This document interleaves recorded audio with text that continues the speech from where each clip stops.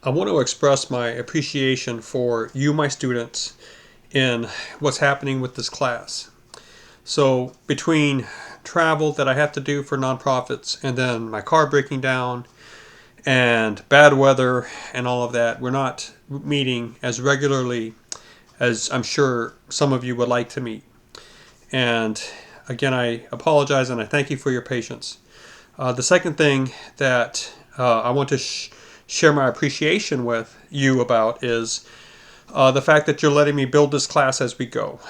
I didn't know if I was going to teach it all up until the very last day. I wasn't sure of whether or not it would be reassigned to a full-time faculty. Remember, I'm adjunct, so the college does not consider me full-time or even part-time. They consider me a term contractor, and they have no obligation to give me work, regular work. So I didn't want to put in time that I wasn't going to get paid for if the class got reassigned or canceled.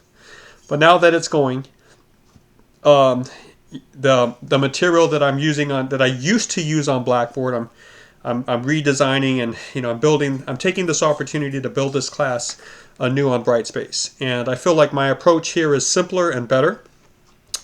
Unfortunately for you, the first round of students getting this first version of the class, it's probably not that good of an experience. But I want to assure you that if you work with me here and just read the essays and then send in some simple yes or no replies and maybe some short answers, I'm going to make sure that you get your A in the class. Okay.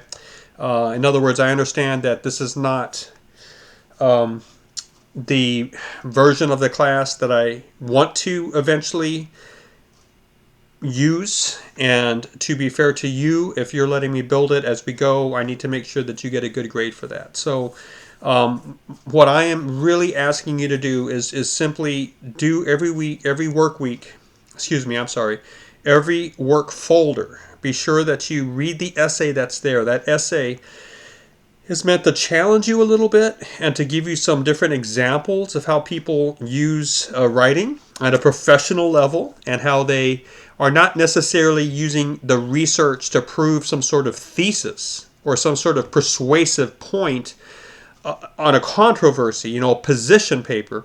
They're trying to use outside material to create a reading experience for you that creates interest, maintains it, and rewards it. So they know that they have to capture your attention, they have to somehow hold it, and then they have to make you feel like the time you spent reading that essay was not wasted time. You might not walk away saying, "Wow, that was great. I just got some stuff I can use right away."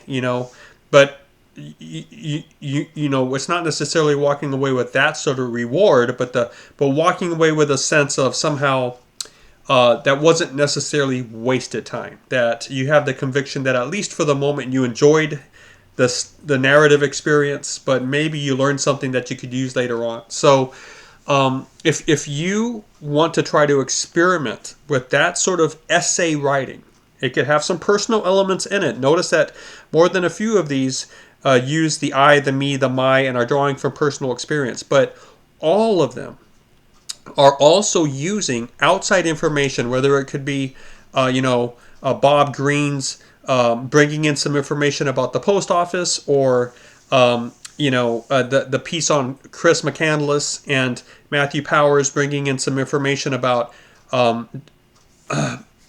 the book Into the Wild by John Krakauer, and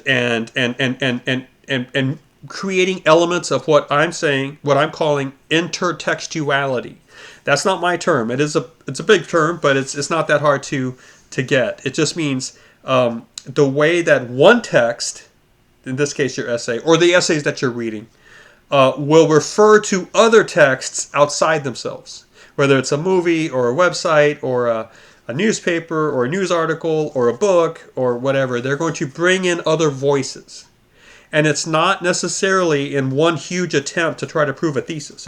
It could just be that it was the right time to cite this information, and it helps the flow of the reading experience that the essay you're reading is trying to create. So I would really like you to try to see what the writer's goals are with these sorts of essays. It's always to capture interest, to maintain it, and then to reward it with giving the reader a sense of immediately that was a good reading, that was interesting.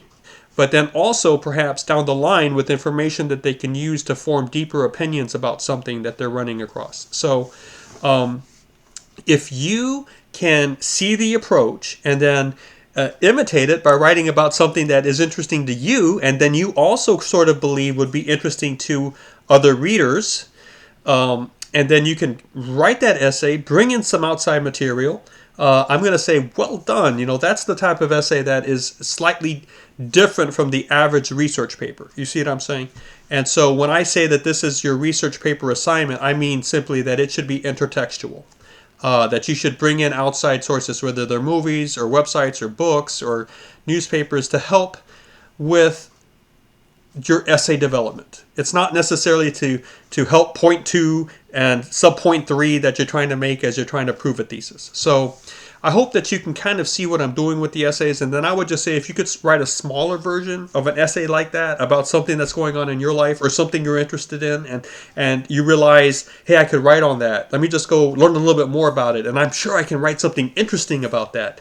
That's the approach I think that's going to serve you very well, and I would like you to try to copy that approach for the final paper of this class, which is the term paper, which is the big project, which is, we also call it the research paper, but I prefer to call it your course essay. All right, and it's got the phrase course essay on it because we started talking about this from week 1, correct?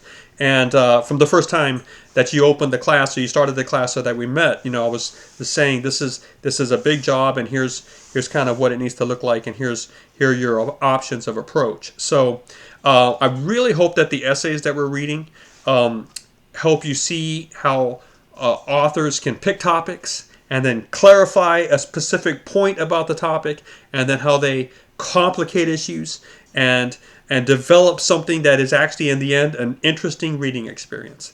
And part of the skill is learning how to pick the right topic, the right thing to write about that's going to be almost naturally interesting to a large group of people, of your readers. You don't have to try to find something that's going to interest 100% of your readers, but if it interests 50, 60, 70, 80% of the readers, I think you're onto something really good.